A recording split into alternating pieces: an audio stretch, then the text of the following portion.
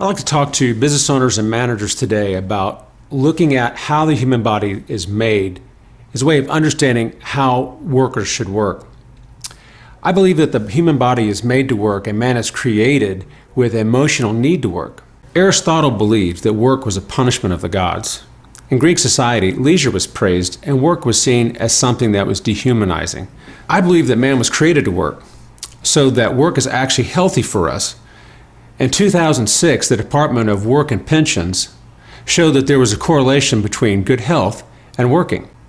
Also, the Gallup poll showed that there is a correlation between depression and unemployment, with workers that were unemployed for longer than 27 weeks are 3.5 times more likely to be treated for depression.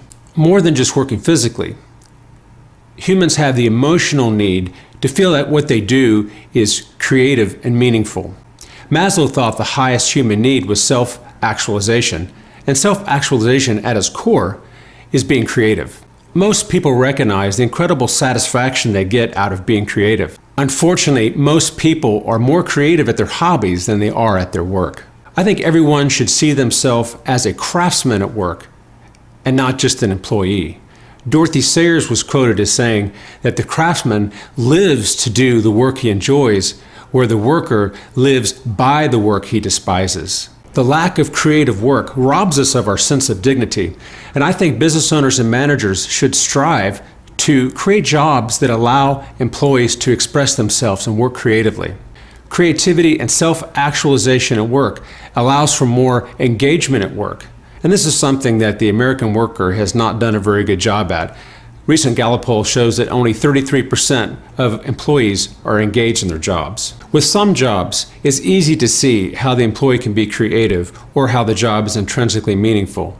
An artist, for example, is creative the whole time in their job, and the doctor is seen culturally as a very important person. So they're naturally going to feel like their work is meaningful.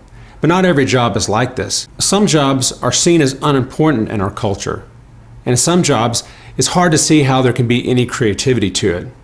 For example, a person answering the phone in the business, your receptionist, it's hard to see really how they could be that creative in their job. I think that every job can be done in a way to tap into the employee's creativity. A good example of this is a maid at a hotel. This is not normally seen as a very important job and not a job that lends itself to creativity. But many of you have been to a nice hotel where you've come back and the maid has folded your towel in the shape of a swan. They care about their job and they want you to know that they took care in the work that they did. If they took that type of care to fold that towel in the shape of a swan, then obviously they've taken care to clean the other parts of the room. Another example of this would be a sign spinner. Many of you have seen out on the street corners employees holding signs for their retail businesses. I can't imagine a worse job or a more boring job as standing out in the hot sun holding a sign. I recently went to Vegas and saw they actually had sign spinner championships where they competed to see who was the best and most creative at spinning their signs. I think that when employees are creative, everybody wins. The employee wins because they're enjoying their work and they're expressing themselves through their work. The employer wins because they have an employee that's engaged, and the client wins because they're actually entertained and satisfied by the work that the employee is doing. The employer should give permission to the employee to express themselves in their job and be creative, and even find ways to reward behavior that is creative. Ask what that little extra something is that separates the job from being a professional and unprofessional, that separates the artist from the amateur. And on finding that, you'll find the way you can be creative at your work.